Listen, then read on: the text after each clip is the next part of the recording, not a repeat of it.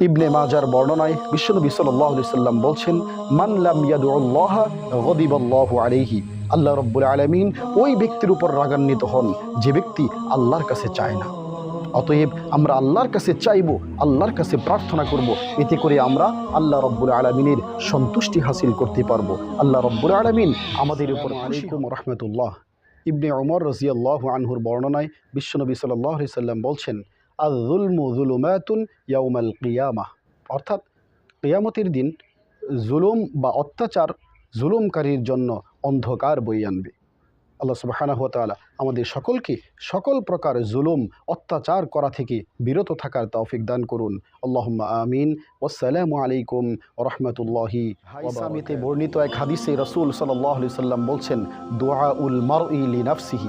সর্বোত্তম দোয়া হলো ওই দোয়া যে ব্যক্তি তার নিজের জন্য যে দোয়া করে সেটাই হচ্ছে